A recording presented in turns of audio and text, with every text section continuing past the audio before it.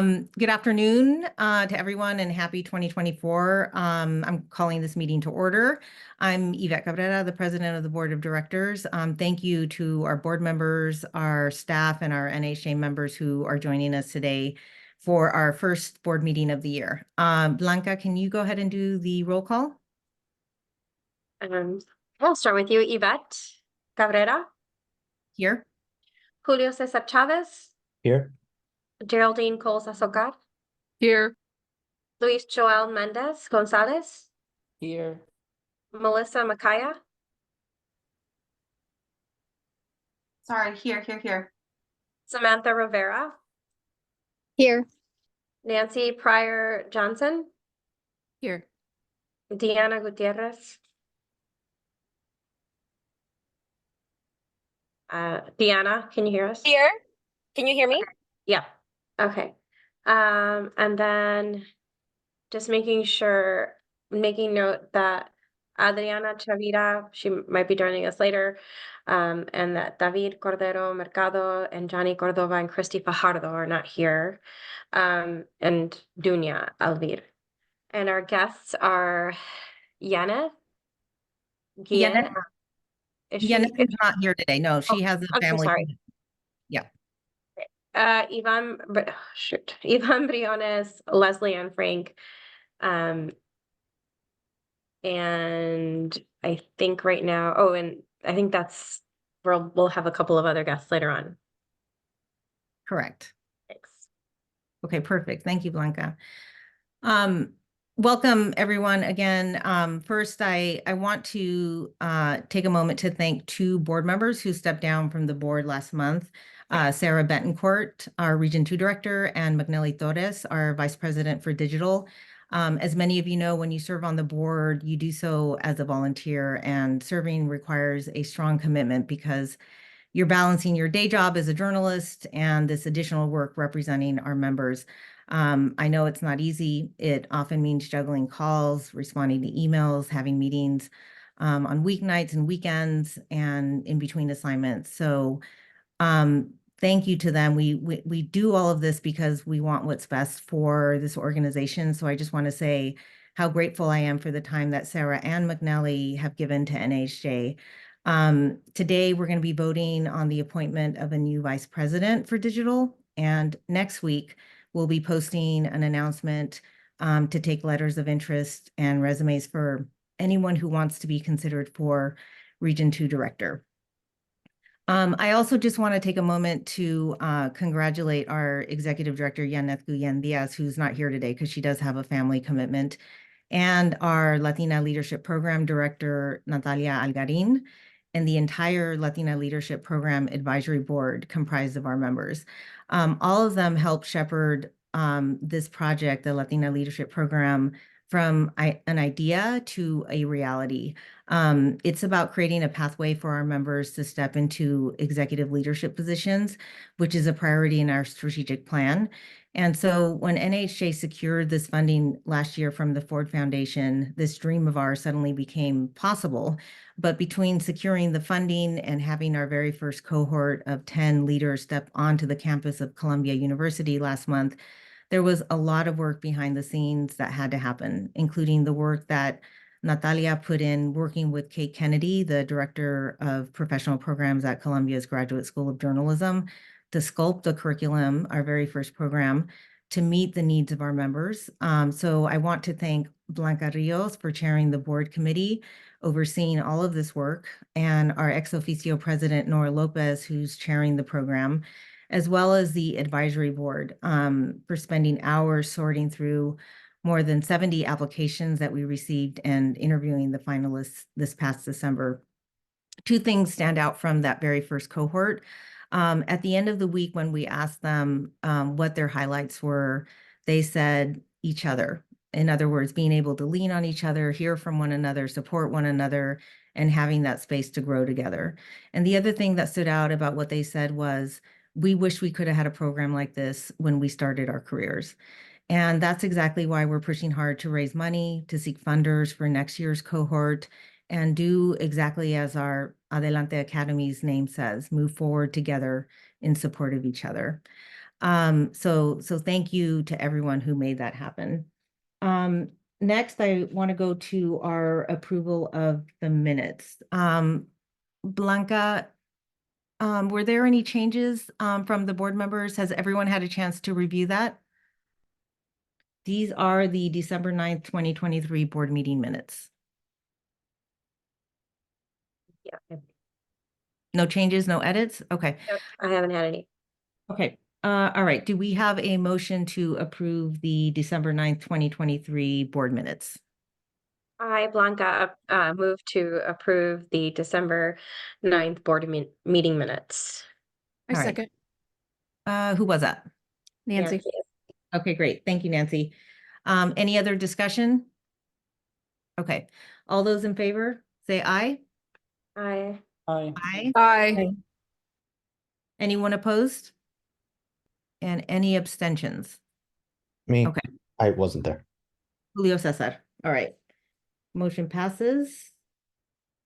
Next we have the organization's update. As I mentioned, Yaneth isn't here today, but she did submit a written report. And I'm going to hit a few of those items, and then I'm going to pass it over to our financial officer, Geraldine, so she can discuss the finances.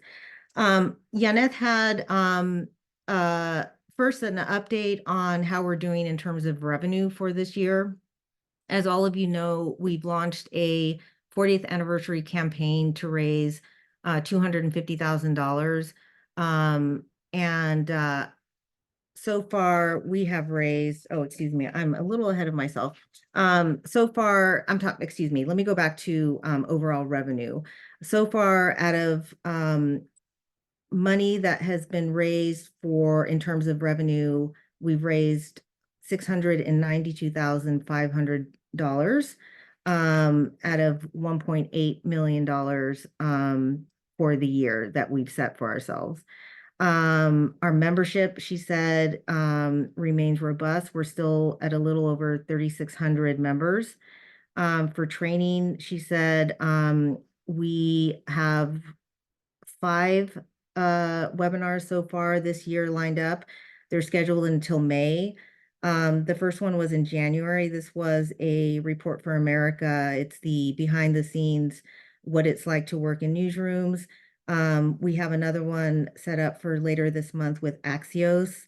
And then we have a few more in March and April and May, which is the last one, which is an ABC ESPN series.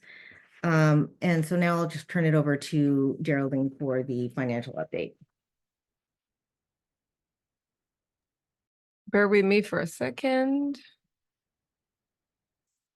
There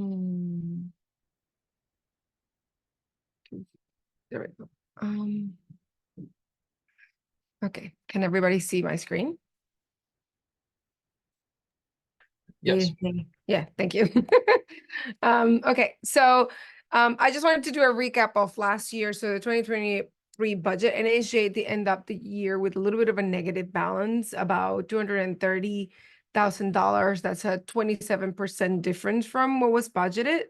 A couple of things that attributed to that. One was a couple of expenses related to the student summits happened in 2023, but we actually received that money in 2022. So there are expenses that reflect on last year's budget, but the money came in the year prior.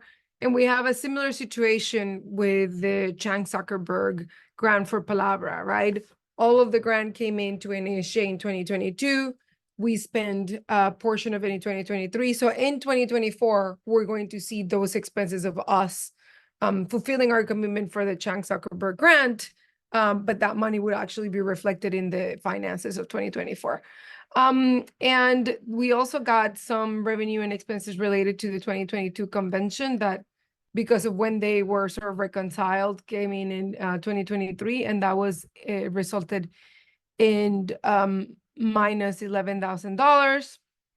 And the last thing, and I think this is sort of the most important, last year, as we know, was a little bit of an odd year for NAHJ in terms of like on the staff front. So we didn't really get as many unrestricted grants as we have in the past. So that in the end ended up affecting how much money we raised for the year. In the 2023 budget, on the positive side, I do want to highlight that the convention was very profitable. We had an income of 1.5 million, and we had expenses about 1.09. Sorry, I have a typo on that there. But in the total profit was about $505,000. So we were profitable on the convention.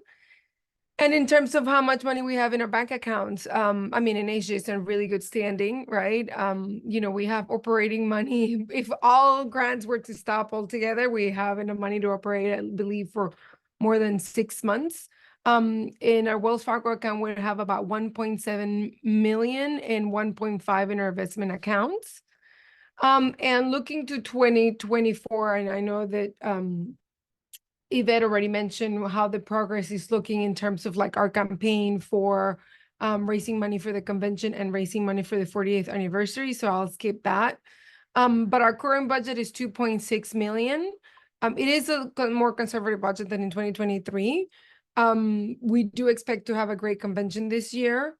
And the other things that I'm looking forward to doing in 2024 is reestablishing a mid-year review of the budget. This will allow us to, if, you know, something sort of either really good happens in terms of getting grants or really bad happens in terms of not getting money, then we can adjust our budget at the mid-year review so we don't end up having an odd year like we had last year.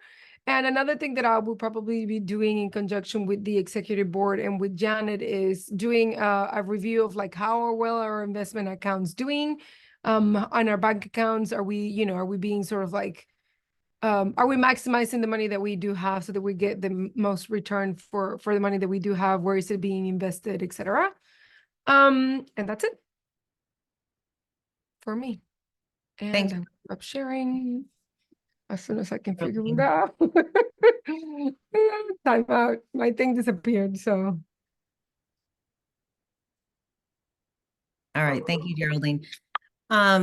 Do any of the board members have questions? I think one thing I just wanted to note here, we are looking for a development director who we hope can help once we hire them with the multiple campaigns, fundraising campaigns that we have going on. As you all know, we're trying to raise money for our general operating expenses. This is for regular programming, but at the same time, we're also trying to raise money for our 40th anniversary celebration.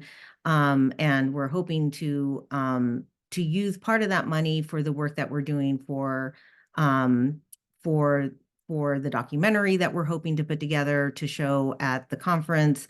So a lot of work behind the scenes happening for that, but having this person in place is key. So if you know of anyone, please let Yaneth know because she will be actively looking for that position right now. But do any of the board members have any questions about Geraldine's presentation or any of the details from Yaneth's report? On the development director, I do have a couple questions. So we already started. I saw that the post was already shared for that job. How many applicants do we have and what's the timeline?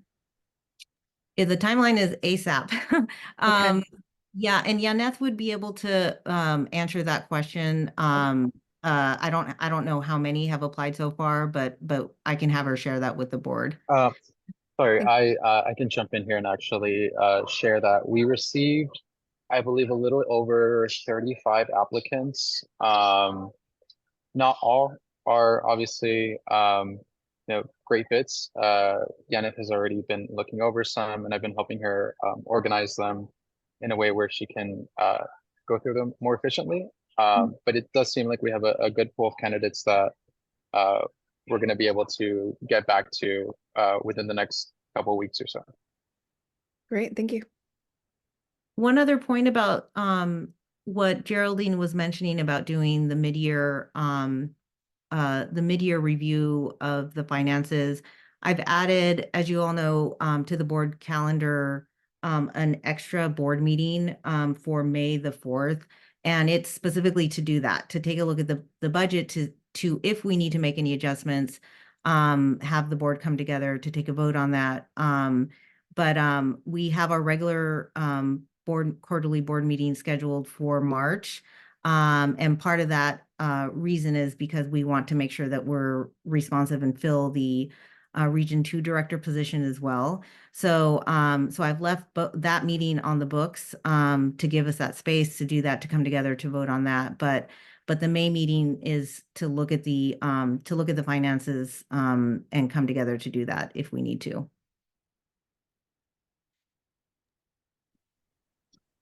If no one, no one from the board is ready to say anything, I do want to mention something on Yana's behalf.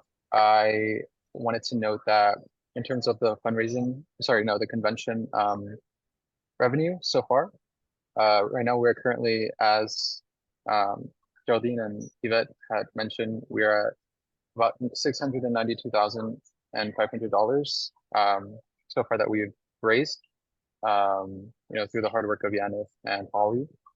And at this time last year, I know we can always compare apples to oranges, and every year is different. But this time last year we were at 60,000. So that's a 1,054% increase from this time last year. So just want to congratulate Yannis on her hard work so far. Yeah, and I think the last thing I will add to that, Ivan, is that, NBC News did come back as the leadership sponsor for NAHJ, and ABC and ESPN became our 40th anniversary sponsors. So we do want to thank both of those big sponsors for supporting us this year.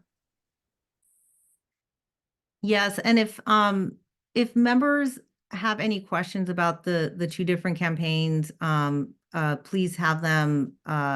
If they would like to connect with myself or with Geraldine, we're happy to answer questions. One of the things that we're working behind the scenes also to do is to tell NAHJ's story. And so we're asking our chapters to put together videos about what NAHJ means to them. And so in addition to the board campaign of raising $40,000 and telling our stories about the work that we've done as a board, we also want to hear from our members, and we'll talk a little bit about the 40th campaign a little bit later with Nancy San Martin. But I just want to make sure that if any of the members have questions about the various campaigns and what that money is for, please direct them to us so that we can answer their questions. But it's essentially, we're looking, given the landscape right now, the economic landscape and how difficult it is for nonprofits in general, but journalism nonprofits as well, to raise money. We want to make sure that we are looking inward towards all of the members that we've supported all these years to make sure that we are tapping everyone and everything to make sure that our general operating expenses are covered, in addition to all the things that we want to do. Like I mentioned, this documentary telling NAHJ's history to celebrate our 40th. So please, we posted, Yvonne and Yaneth and the whole team, the communications team, have done a great job with the messaging that you've seen in the emails that our members are getting about these various campaigns. But if they do have questions, let us know. Any other questions? Geraldine. Sorry, he wants to say hi. Can you say hi? Hi. Hi. Okay. Does he have any suggestions for fundraising? I don't know. Do you have any suggestions for fundraising money, Malcolm? Yeah. Does it include think he could raise money. Transformers? Yeah. That's Mama. Malcolm, we thank you for selflessly giving up your time with your mom so she can spend time with the board. All right. Okay, so if there's nothing else, then we'll move on to the next agenda item, which is the appointment of a new vice president for digital. All of the board members in your board folders, you should have the resume and letter of interest from Jaime Cárdenas. And I had the opportunity with members of the executive board to interview Jaime for this position. We had a total of 3 people express interest. We're so grateful for all of them, for raising their hands to do this. But our recommendation, and my recommendation as president, is that we appoint Jaime to finish serving the term of vice president, which ends at our upcoming election this summer. As you can see from his resume and his background, he's had experience serving on and leading at his former company, Gannett's Diversity, Equity, and Inclusion Employee Resource Group. He's a longtime NAHJ member. And what I really, aside from his focus and emphasis, obviously, in his experience in digital audience engagement and all of that, what I really felt was a strong point for Jaime was that he has gone through the ups and downs of this industry like so many of our members. He was working at the LA Times in sports and got laid off, and then came back into the business despite the struggles. As we all know, it's really tough when you get laid off from a job. And he came back to the business and has slowly been moving his way up the leadership ladder into an executive position. And so I really do think that not only would he understand the challenges that our members are facing right now, but he's very big on sharing the tools that are needed, especially right now in this industry. You have to have a very diverse toolbox in order to survive. So I wanted to open it up to see, and Jaime is joining us here today. I wanted to see if any of the board members have any questions of him or of any of us for this.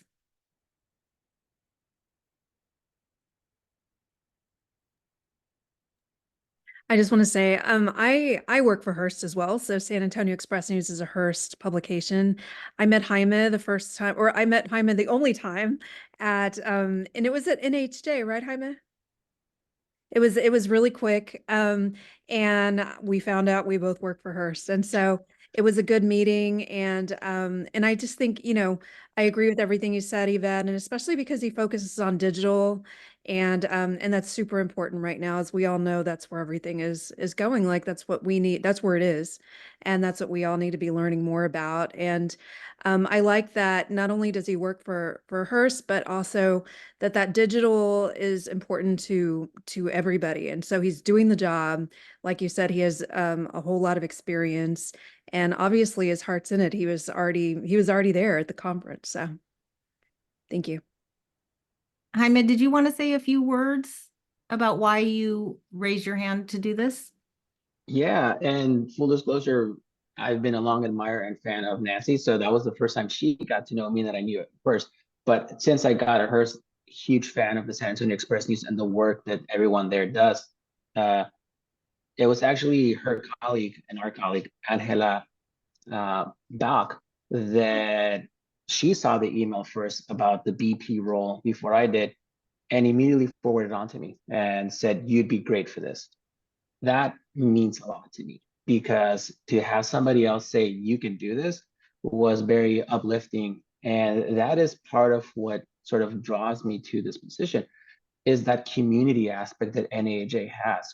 NAHJ has given a lot to me, opened many doors, have gotten 2 jobs through it, have gotten many experiences, many internships because of NAHJ. So the opportunity to give back and just play a small role in whatever the future of NAHJ is, I'm up for it.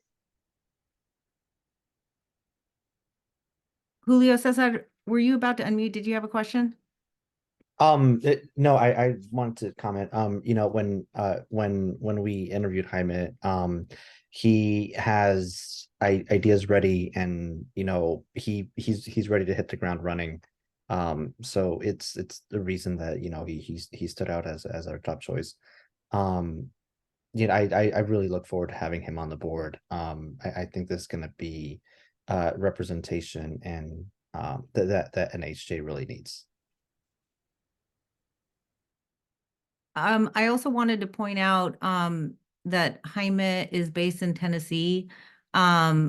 Typically, we've got a lot of board members on both coasts, but our Midwest region typically doesn't have as much representation on the national board. So I was also pleased to see that, that although he grew up in Tijuana and is fully bilingual, is now in the Midwest and can speak to those members as well.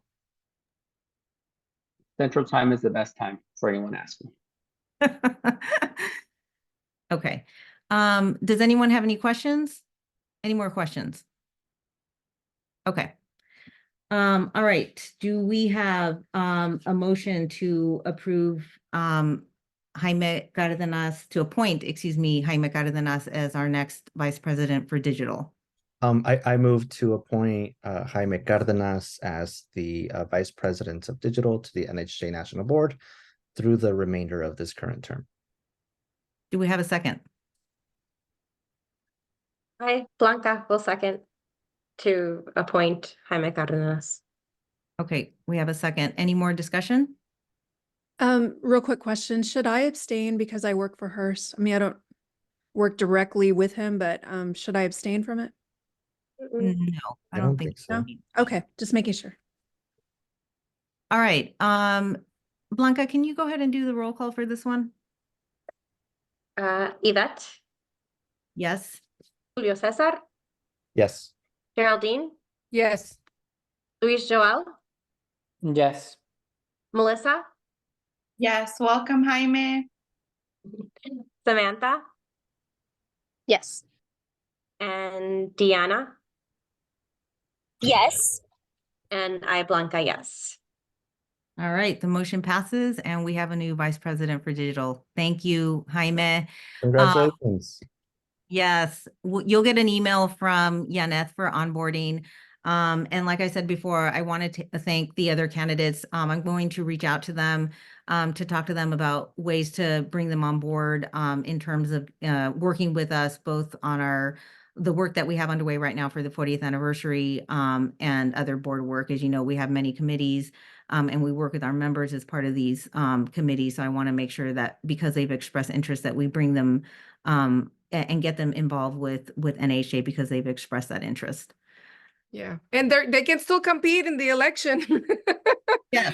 And the election's right around the corner too. So, Exactly. yep. Okay. All right. So next up on the agenda, we have our 40th anniversary planning. I'm going to introduce Nancy San Martin in a moment. The reason we place this on the agenda is because we have multiple goals in the process of trying to piece together the history of the organization to celebrate the 40th. Part of it is the documentary that we're hoping to make, also special program booklets or books, digital versions of it that Nancy's going to talk about. All of this requires our members to step up and get involved in different ways. We've created, I've tapped a group of our former presidents as part of an advisory council that's overseeing a whole, like about a dozen working groups that are tackling all of these different goals just for the 40th anniversary. And Nancy is the head of one of those working groups, and she is a former vice president for the organization as well. She was the former co-chair of our conference this past year in Miami.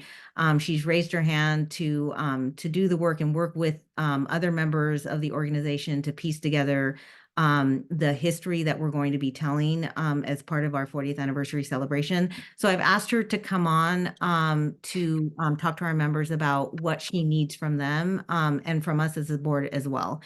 Nancy, do you want to? Hi, everybody, and felicidades, Jaime, if you're still on there.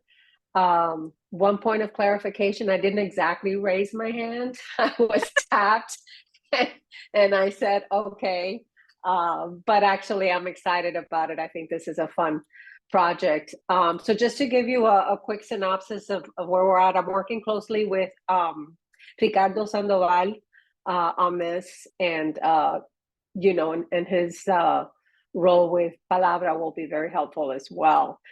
We've recruited, it's actually his daughter, Sophia, who is can help with editing, video editing and graphics and copy editing. And I've also recruited someone else from NAHJ who's new to NAHJ. His name is Ruben Rodriguez, and he's on the immersives team.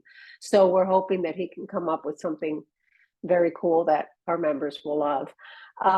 If you didn't already see it, we did put out a CTA in the newsletter that went out this week, requesting that members send us any tidbits or ideas that they might have.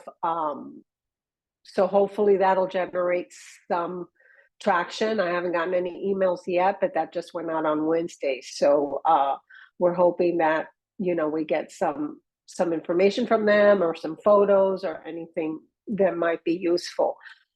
In terms of the product itself, we are looking at doing a digital commemorative booklet as opposed to what we've done in the past with, you know, a hard copy.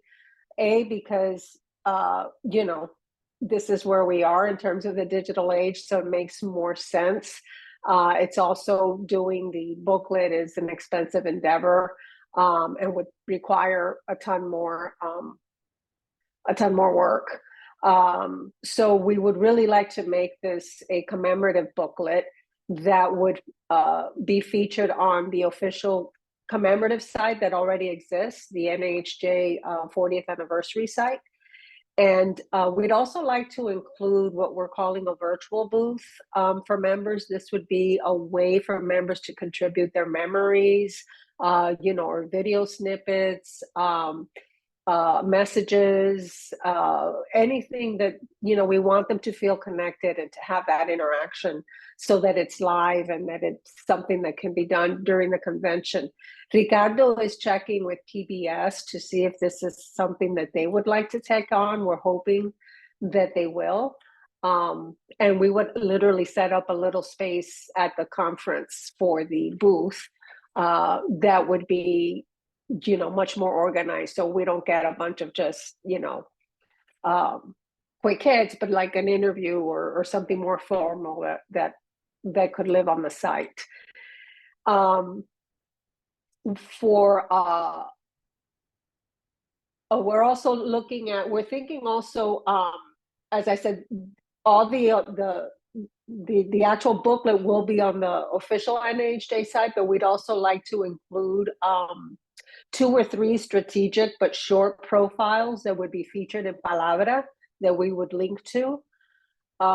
And this would, we're thinking, you know, an NAHJ member who could take us back to the early days, as well as an emerging talent who's now making waves. And these could be either narratives or Q&As. That's to be determined still, but we'd like to include Palabra, and as I said, it would be more of a link that people could link to. And then for the convention itself, we're thinking, you know, something like a 2-page flyer type thing that might open up and that would feature, again, either Q&As or some kind of narrative, and that would also describe the memory booth and the web page so people can upload comments during the gathering in Hollywood. So that's kind of where we're at right now. We're just starting to pull stuff together. So open to ideas. If there's other members, you know, who want to get involved, that would be great. And, you know, we'll take it from there. One thing I want to point out, so we've got a separate working group working on our archives, which have now been pulled. Some of them have been pulled out of storage and are at Yanez house, and there's going to be a process of sorting through what we have. There's videos, photos, but all of that is what NHA officially has. What the reason we're doing this call out, and we want to make sure that the board and all of our members hear this, is because we know that there's a lot that's happened behind the scenes, photographs taken, videos done that we don't have. And what we don't want to miss in this process of telling our story, there's going to be an overarching story that we tell of NHA, what we've gone through, where we're headed, what we're doing. But I want to make sure we know the sort of like, there are the leaders that have typically been highlighted of the organization, but there are a lot of people behind the scenes that make NHJ work. who are those folks? We want to make sure we know of the folks that have typically been highlighted. What I want to know and want to make sure that our members understand is we're looking for people that typically don't get the spotlight, but that have been pivotal for the organization or pivotal for people that have moved their way up through the organization or pivotal to the success of our members in one way or another. And so it's those folks of getting them from the point of, number one, gathering whatever documents, memorabilia they have, and then getting them to share their stories, to contact us so that we can figure out, is it a short video that maybe we do of them? Do we highlight them in a story? Do we do a Q&A, write a profile? But until they reach out to us and tell us, we won't know. And so this is just a reminder, and we'll continue making these reminders, because the various working groups, from Nancy's working group to the folks that are going to be working on the documentary, all of that, we need those stories, but we need them to reach out to us first and tell us what they have. If they've, been able to save some sort of document, a program book, if they have photos of an event that we had that is not officially in our archives, we want that. Nancy? Yeah, no, that's exactly right. I don't know if anybody has any questions or concerns or. Yes, Nancy. Real quick, The other there's too many Nancy's on here. Yeah. There's one too many. Sorry, the other Nancy. Oh, I see. Sorry. I have so many Nancy's in my life right now. That's awesome. Real quick, what is for the chapters, and maybe I've just missed this, but is there just a purposeful way of reaching out to chapters and making sure that we ask them for those stories, and also that we include them in some way in this or something else? Yes, Yaneth has already reached out to the chapter so that we give them the opportunity, if they want to, not, if they don't have the time or bandwidth to do this, they don't have to do this, but we've asked them to put together a short video talking about what NAHJ means to them. And it obviously means something different to every chapter and the members that are in the leadership, but we wanted to give them that opportunity. So number one, we can piece those messages together as part of the campaign to tell the story of who we are. But in addition to that, what we're hoping, especially for the regional directors to do, is to push this message down through to the chapters to make sure maybe they have additional ideas of how they can help or what they can share. But Yaneth has already started the ball rolling with this ask that we made of all the chapters. Okay, good. I have an idea for that. I know, for one thing, that might be fun and something I could probably get the Texas people on, is the Tejano party after the NHJ. So there we have very, very colorful videos and photos and stuff like that. I'm sure we can collect, and it will make for some fun viewing, right? And so that just speaks to the camaraderie, right? The relationship building, and it's just a really fun time. So I love that idea. Don't we yeah. have video of Nora singing? We do. I can dig it up. Well, I'm sure many of them, and then mariachis and all that stuff. I mean, it's a lot of fun. So yeah, I think I can help do that. I mean, if you can dig up the Puerto Rico, whole singing situation where we were singing the Puerto Rican anthem when we were in Puerto Rico, that one was a great moment. So I will ask. I missed out on that, but I will ask. Yep. It sounds awesome. It was like some sort of auditorium, and then all the Puerto Ricans started singing it, and I was like, Okay. amazing. It was amazing. It was incredible. So Awesome. Okay, I'll ask.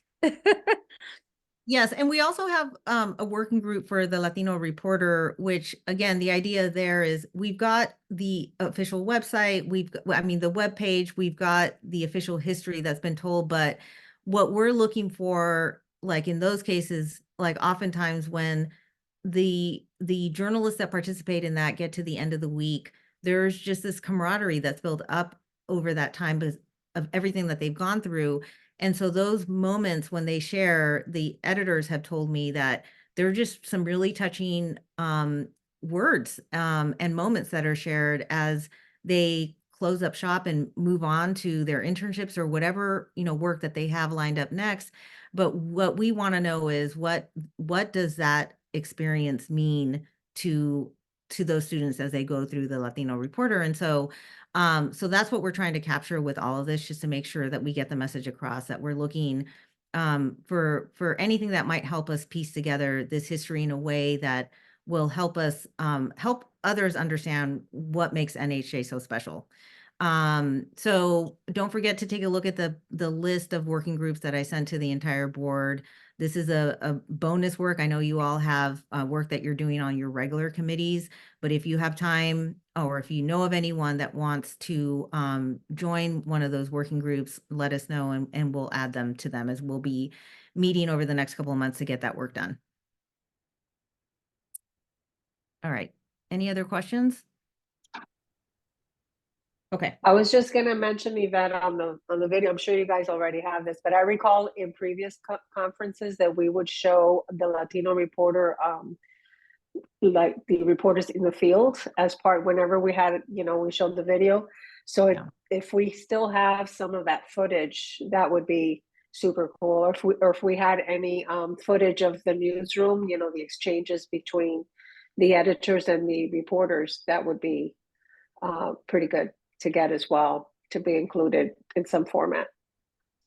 Yes, and also once we have this, we can also look to create like promotional videos so that people, just specifically for these different programs like the Latino Reporter, because we also need to fundraise for that. And so once we have those testimonials from journalists that have gone through the program, I think we can use that for other purposes, like to fundraise. So yeah, definitely.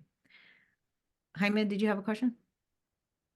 Yeah, do we still have the VHSs or the cassette tapes of when it was the NPR and it was like TV by itself?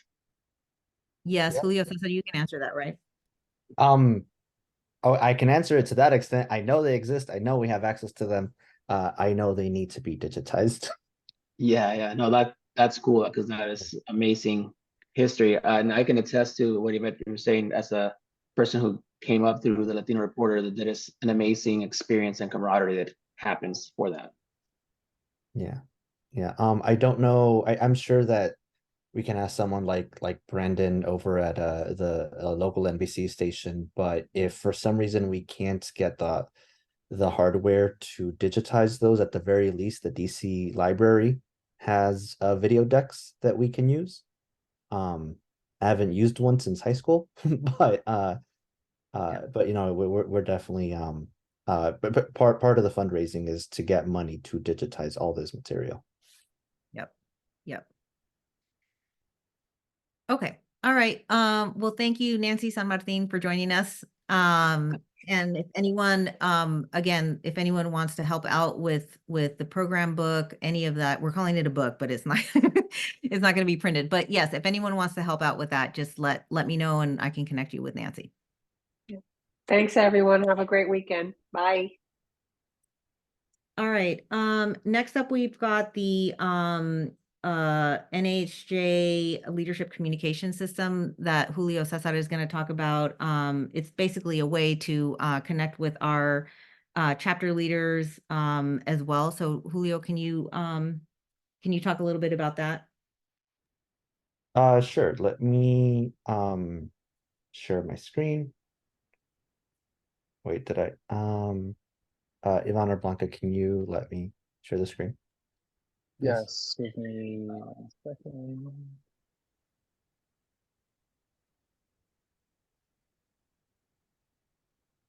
I will make you co-host for now. Okay. It's easy. All right.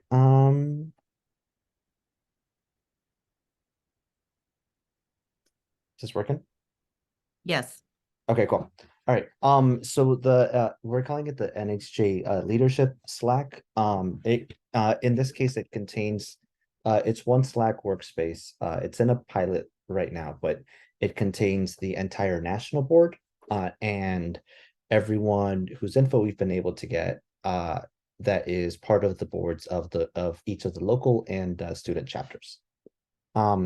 So what is it and what's the purpose of it? So the issues we've run into, and the goals that we have Last year at the conference, at the chapter leadership meeting, we heard concerns and requests from chapter leadership.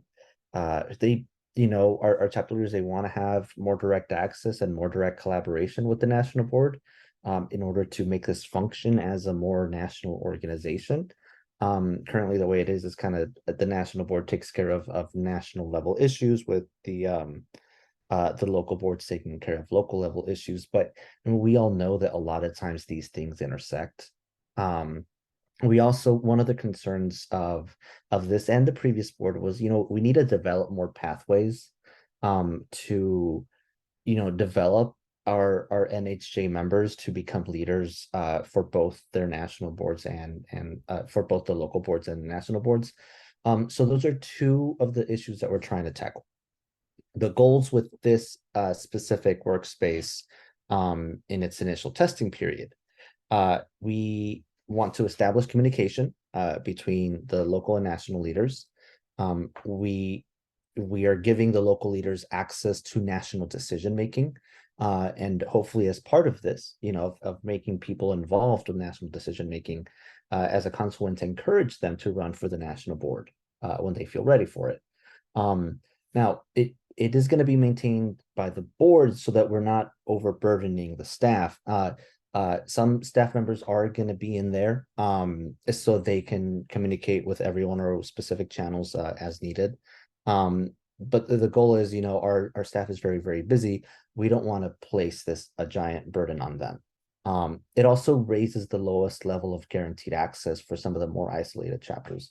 Using it just as an example, the DC president and Melissa have a very good relationship. They both work in DC. They've both been in NSJ for a while. And we're very grateful for that, but not every chapter, especially chapters that have newer presidents or may have been abandoned and they're barely getting started back up, they may not know their national representative that well, or they may not have the same connections. So we want to raise, the guaranteed level of access from you're kind of by yourself, and sure, your regional representatives are there, but you might not know them, to we're putting you in a room with them and with everyone else. So we're raising the lowest level of guaranteed access for the more isolated chapters. And this is the more important part. We need something that's going to persist as boards cycle in and out, not something that will be just working for a couple months and then disappear as people leave their office. So the structure, obviously the people who are going to be there, they will see it in the Slack itself. There's different chapters, the different channels, the general channel, as with all Slacks. Every chapter board gets their own channel. Every region gets their own channel. It'll be the top 2 ranking members of each chapter board, along with their regional representative. It'll be the top 2 ranking members of both professional chapters and student chapters. In the case of Nancy, because she's the one that's on my screen right now, she doesn't only represent the professionals of Region 5, she also represents all the students of Region 5. That goes the same for all our regional directors. There's a channel for each position. So all the chapter presidents will be in a channel with Yvette. All the vice presidents will be in a channel with Arelis, with Jaime, who is now a vice president, thankfully, and with myself. Secretaries, all the secretaries in the channel with Blanca. Financial officers, same thing with Geraldine. For academics, there is the academic channel, and I'm sorry I'm mixing the two up, but you guys know what I mean. So the academic channel, all professors and teachers, along with Adriana, our academic representative. The student channel, the top 2 members of each student board, along with Edward. That one, along with the general, that's going to be like one of the biggest ones. And I feel bad for Edward for that. And then there's academic joint, which is essentially just mixes of 2. All the professors and teachers, all the top 2 student board members from each chapter, along with Adriana and Edward. The Spanish channel, all leaders who work in Spanish language. along with Dunia. Now, this isn't just local leaders. It'll be, for example, David and Luis Joel, who write in Spanish. Will be in that as well, because they're, I mean, Dunia represents them as much as she represents everyone else. And then there's a channel for each medium, print, so all text and photo workers, along with Arelis, broadcast, all video and audio workers, along with myself, and digital, all digital workers, along with Jaime. Examples, if you guys want to take a screenshot of this, go ahead. I'm just gonna read one, just because they're rather long. So the Puerto Rico president is in the Region 1 channel alongside David. Her vice presidents and the president and VP of all the Region 1 chapters. She's also in the president's channel with the vets and all the other presidents, the print channel with Arelis and all other print reporters, and in the Puerto Rico channel with her board.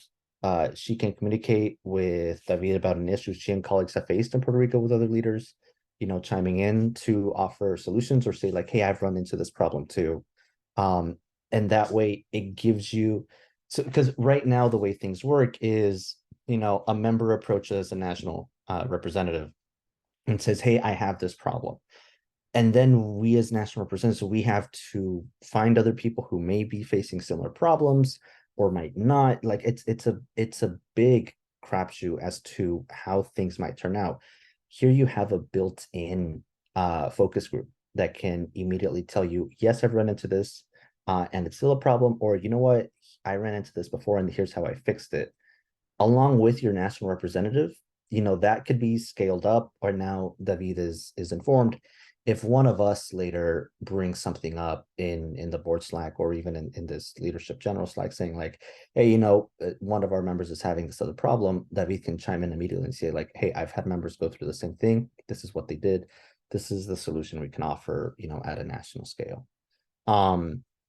Similarly, for people in, for the Chicago secretary, maybe the Chicago secretary's he's taking his minutes, but having issues with board members responding with edits or anything like that, you can ask for advice like, hey, how do you guys do it?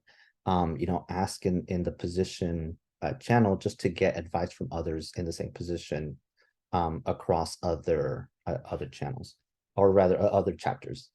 But yeah, so each, it's a way for people to collaborate, to ask for advice, and to have, national board members there to, bring in national resources or take this problem or solution and expand it to the national level.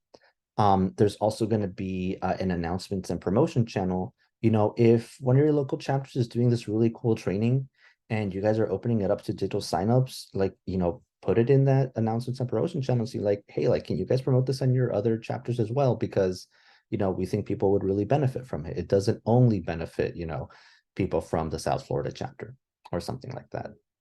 So there's examples of how it can be used. And it is in a pilot right now. As many of you know, we have a listserv for all of our chapter leaders. That's not going away. That's still used very much. That's going to be used as is. Staff to leadership communication, official communications, and leader to everyone email blast. The Slack, bit of a different approach.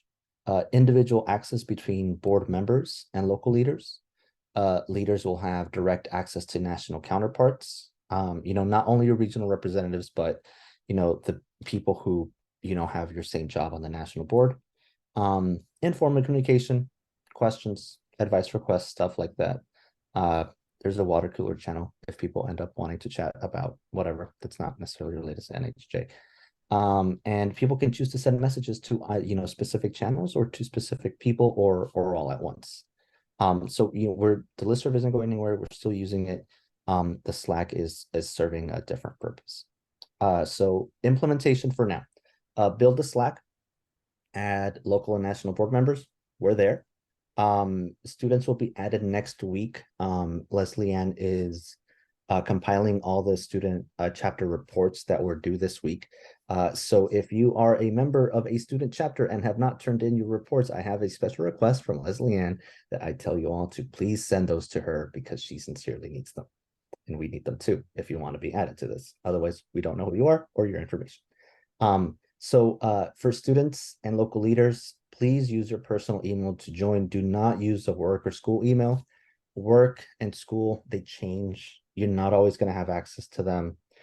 Please use them. All the national board members, we are using our NHJ email. That's because we're there in an NHJ capacity. In my case, if I leave the national board and then I run for the local board, I will just rejoin with my personal email. But that's something that will be figured out later. This is a pilot program for the next couple of months. Things we want to explore. Should all the national board Slack and should the entire national board Slack and board-wide committees be migrated to like a single Slack workspace where we just house everyone, and we just get things done in different channels. Or we're exploring, should we develop this into an organization-wide Slack for all members, not just for leadership? There would be a New York board channel and a New York chapter channel for everyone to connect that way. If we were to do that, where would the funding come from? Because Slack for nonprofits is free for up to 250 people. We have a significantly higher number than 250 members nationwide. So that would cost a pretty penny, even though it does come with an 85% discount, thankfully. And if we were to do that, how would we support the staff that would be needed to moderate such a network? The leadership one can be moderated by the board because there's a clear chain of command. Organization-wide, it would get harder. So if we want to do that, those are solutions that we're going to have to come up with before it gets implemented. We also want to explore, what other uses could be developed from this. So, that's the extent of it. The full launch is today. If you have not joined, please join. All NHG leaders have received an email invitation to join this Slack, including the national board. And we believe everyone on the local leadership level. So everyone has to click the link in their email to join and make sure that they are added to the correct channels. And also want to extend a big congratulations to the New York board. New York was the first local board to fully adopt the new Slack, so congratulations on that. And that's it for this presentation. Does anyone have any questions? No, a quick comment. I just want to thank you. I know this was probably a ton of work. And I know you reached out to me a couple of times and I had a question. I was like, well, I'm pretty good with technology, but I thought I had to join with my work one because, and you set me straight on that I don't, and I can be, logged in on both. And so I think it's going to be great, and hopefully will let us communicate more openly. And I think most of us now, whether we went kicking and screaming or not, we're on Slack already. So hopefully it'll make it a little easier to access and to be available to our chapters as well. So thank you for all the work. And Julio, can you share the cost, the amount that it would cost to scale up if we wanted to do this for everyone? You're muted. If we wanted to do this for everyone, let me see. So right now, so the cap to keep it for free is 250 members.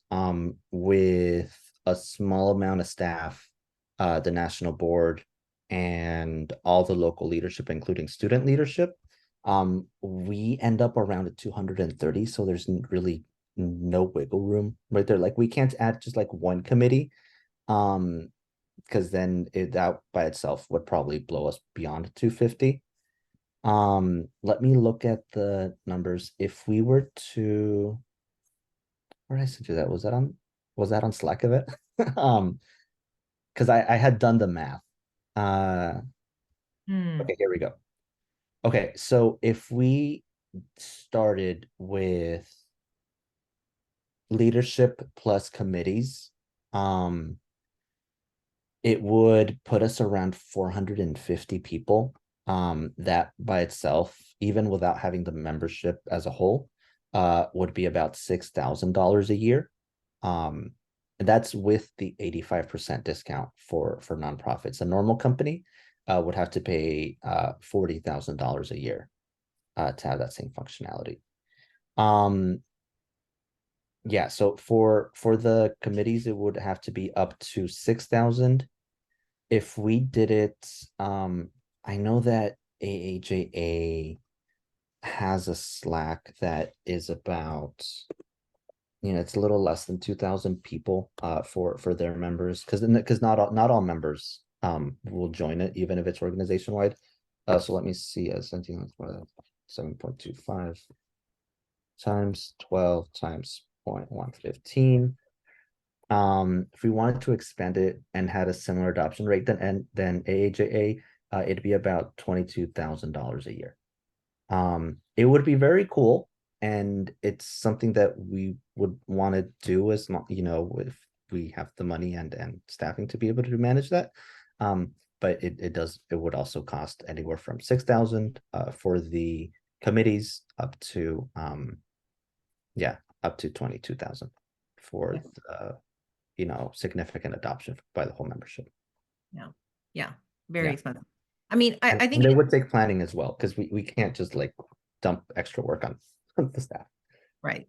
No, I think the most important thing is, number one, it's free right now. And then the second part is addressing, as we've heard it, not just this past year, from the chapter leaders saying that they wanted to connect with each other in a space that was, in addition to the in-person conference connections that they make, which they love, they wanted to just keep building on that throughout the year. And so this is just a virtual space that is more immediate than, say, email.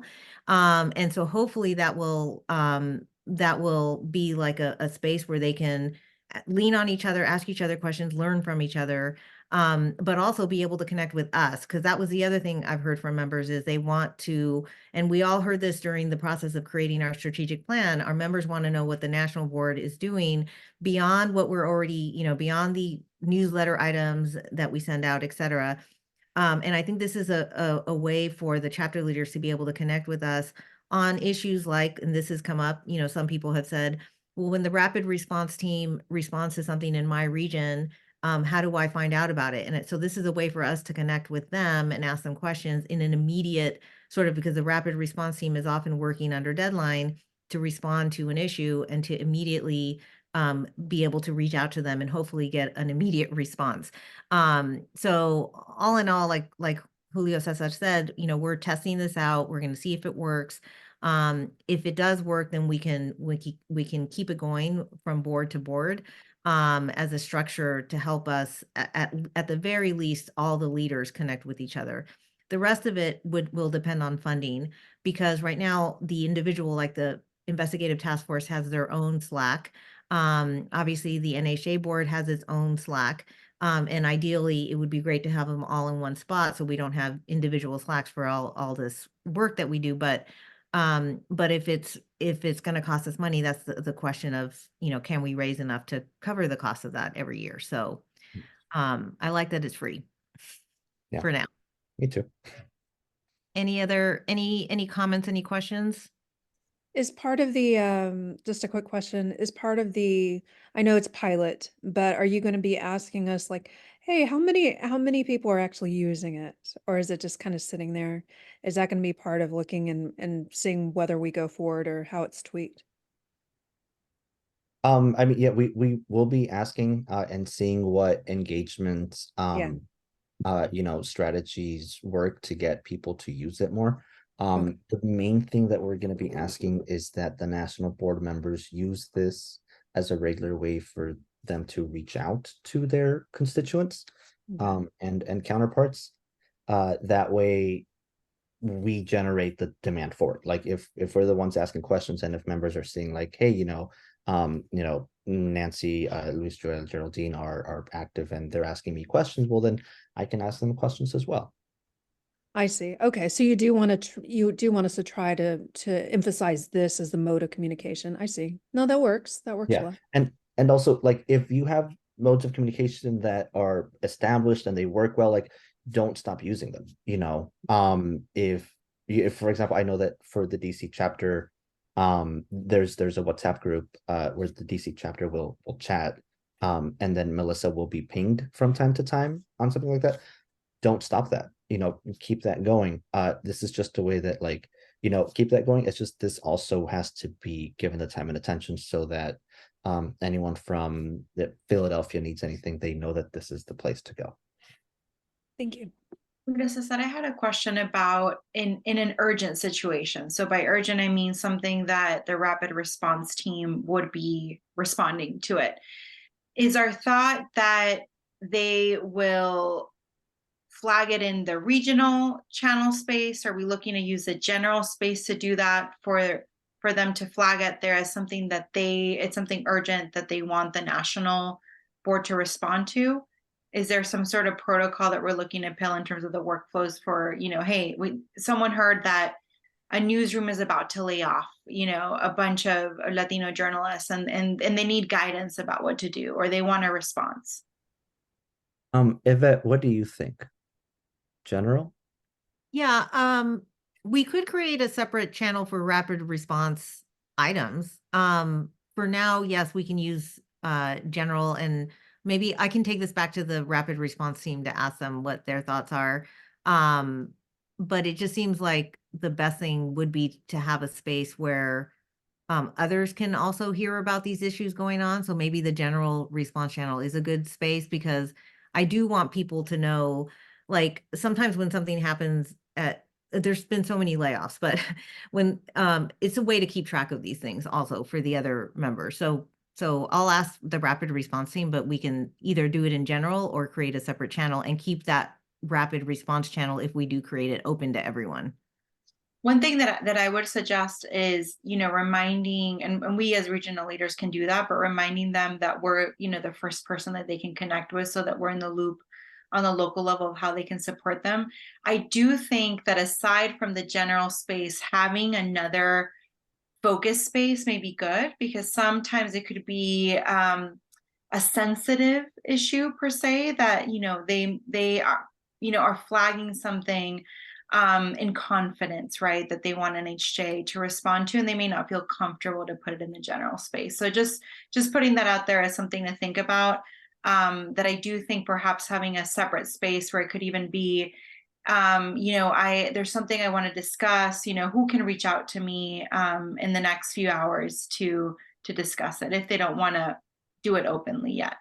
Yeah.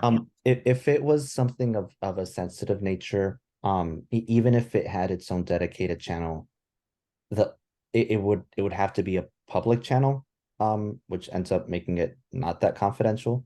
What I would recommend is, if anyone has an issue like that they want to bring up, just DM, Yvette or someone on either the executive board or the rapid response team. I can also create a tag group. So if someone does at rapid response, it'll tag the members of the national board that are in the rapid response team. And then since they would already be in one workspace, we can add them as a guest over to the rapid response channel on the national workspace, which would keep them. So if anyone needs to reach out in a confidential way, just DM would probably be the best way to get that started. If it's not confidential, then yeah, just the general channel. Yeah. And maybe to remind so that people remember who's on it, on the rapid, if we create the separate rapid response channel, to pin the names of all the rapid response members to that channel, so they know who to turn to if they have something confidential that they want to share. Mm-hmm. Might also be announcements and promotions, since that'll be similar. Yeah. Okay. Yeah. Anything else? Okay. All right. Next on the agenda is public questions and comments. Do we have any questions from our members? And if you have a question, you can raise your hand.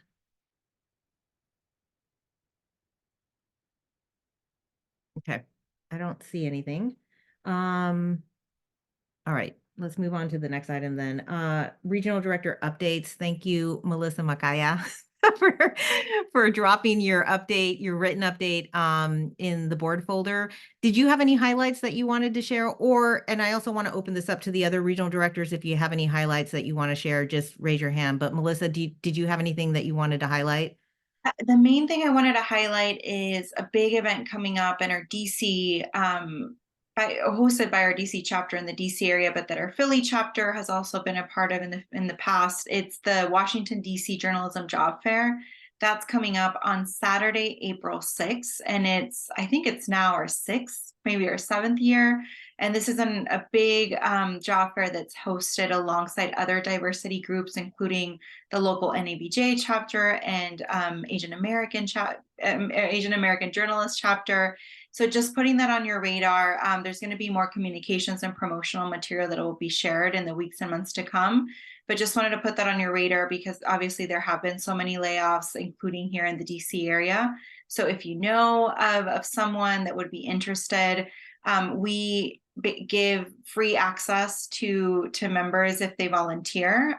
They can volunteer all day, get to meet recruiters, and it's a really, really great event. We're also inviting our local student chapters to volunteer, and it's a great space for them to connect with recruiters and leadership. So just putting that on your radar. I also know an additional event to flag or that is in the works. I know the DC chapter is also looking to do another press briefing at the White House this spring.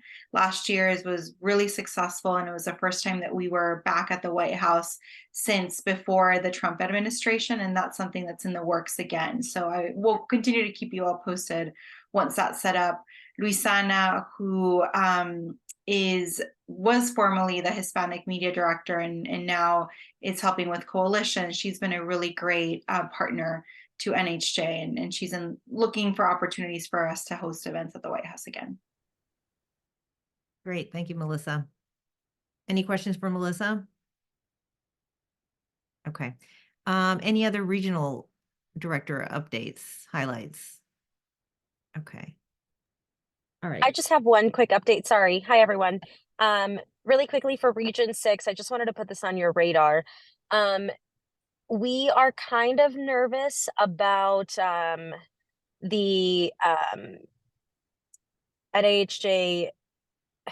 How can I kind of break this down? So the Republican National Convention will be in Milwaukee. I think we all talked about this in July, a week after our stuff in Hollywood. And I've spoken to both chapters, Chicago and the Wisconsin chapter, and they are kind of nervous that they might not be able to take off work because it's going to be such a busy week leading up to the RNC. So I just wanted to put that out. And I know that if they can, they will be able to, but as of right now, and including myself, I don't know if I'm going to be able to take off to even go. More to come. I'll try to keep you guys updated, but I mean, this is huge. We had the DNC in Milwaukee during the pandemic and it was virtual. So this is the first time for our area that we get something as big as this. And I think it's all hands on deck, print, broadcast, all that kind of stuff. I just wanted to put it out on your radar. We're trying to make it work. We're having conversations. I know that both chapters of Chicago and the Wisconsin chapter wanted to do like meet and greets, like mixers during the convention, if not before the Republican convention, because I think that would get a lot of eyes on both chapters. And we have 15,000 media personnel coming to Milwaukee for that week. So it's all exciting, but I don't know if we can split our time for both. Is there anything we can do, Diana, to help? Is it a matter of resources or just the time that they won't be able to get off from because of work? I don't know. I was talking to the president of Wisconsin, the Wisconsin chapter. He said he for sure knows that they won't let him take off that week. Because our convention, it's July off the top of my head. We would come back that Sunday. Yeah. And then the RNC starts that Monday. Yeah, so I had a conversation with him yesterday and he said he wouldn't be able to take off. And then all the other board members in Wisconsin are in broadcast. So they already said no. And Chicago's kind of like, they don't know if they're going to be sent to Milwaukee to cover anything, which then takes a little bit of travel. So it's still kind of up in the air. I don't know if there are maybe resources that we can provide. I know Wisconsin was thinking about if none of the board was able to go to California, that they would host some type of event or something that Sunday in Milwaukee before everything kicks off. Yes, and actually, oftentimes like before conferences and conventions, there are a lot of mixers that happen to get people revved up and ready to go or to answer questions. So I would definitely recommend that. And if the chapter needs help with that, let us know, especially promoting it, getting the word out. We can let the communications team know about it too. But yeah, it's unfortunate the timing. It's so hard to schedule these things because there's so much going on this summer, including the Olympics in Paris. And so all the sports folks are, thinking about that, trying to juggle that between all of the conferences that are happening this summer. And it seems like there's always something. So yeah, let us know how we can help in other ways too. Yeah, if there's any type of event, and if any of you all are coming down to Milwaukee, let me know. It's going to be super busy and super exciting, like I said. So I'll send details. They are working on an event for Sunday, so I'll send them as soon as I can, as soon as they have everything kind of concrete and set in stone. So you guys will probably hear from me in the next couple of weeks or so. Okay. Thank you, Deanna. Any other regional directors? Okay. So the next item on the agenda is new business. Aside from the next board meeting date, which is March 23rd, do we have any new business items? Well, I just wanted to give a short, brief update about the work that the LGBTQ committee is doing. We are wrapping up an essay series that we're going to be sharing with Palabra and GLAD. I'm just right now editing the Spanish translations of those essays. We have 5 essays in total, and they are going to be published on English and Spanish. And I'm going to be sending them tomorrow to both organizations because they're going to be publishing it this month. And we are going to start working at a translation of the LGBTQ guide. And this time it's going to be only available on English. And it's going to be distributed during the convention like last year. And we are going to have possibly this month of a meeting to start discussing initiatives for the convention, like last year, this time in LA. In the meantime, I'm reaching out to some nonprofits in LA focused on the LGBTQ queer community to see if we can host initiatives in collaboration like we did last year. So we are doing work here at the committee by our side. That sounds Could you great. say Palabra and what was the other organization that the essays will be published on? GLAD. Oh, GLAD. Oh, okay. Got it. Luis Joel, did your committee submit proposals for the workshops too for the conference? Yes, we submitted 3. I was talking with David, and as far as I know, we're going to be hosting 2 panels because each committee is going to have the opportunity of presenting 2 panels during the convention. So yeah, we have those. We are going to have 2 workshops this year. Okay, great.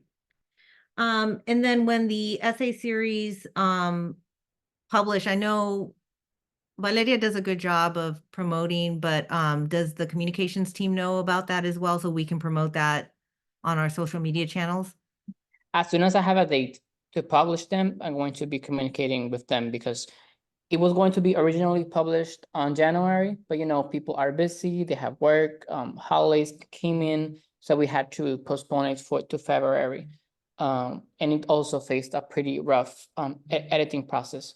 So as soon as I have a date of when it's going to be published, I'm going to pass it to the communications team. Okay, great. And then for the conference, any events like mixers or that sort of thing, let me know what the committee lands on. Yaneth has been, we're pretty booked up because the hotel has, the space in the hotel is pretty much being booked up by a lot of our sponsors. But there are some great options because the hotel, the Lowe's is very centrally located. So there's great meeting space like at the nearby Roosevelt Hotel. So if the committee has questions about, well, where else can we meet, or where can we have an event, or where might it make sense to host something, let me know, or let Yaneth know, or Dunya know as well. We've all walked through that space in that area, and we can give you guys ideas. Perfect, thank you, will do. All right. Any other items under new business? Nope. Okay. All right. Well, that's it. I think this was a record short meeting for us. Thank you all. I know we're off to a good start for 2024. Okay, so don't forget, our next meeting is March 23rd. Please check the board schedule for that additional meeting I set up in May 4th for us to look at the budget. And then don't forget to look at the working groups. If you can volunteer for the 40th anniversary work, please do. Thank you all, and enjoy the rest of your weekend. Bye, everyone. Yeah. Adios. Bye, Leslie Ann. Bye. Thank you.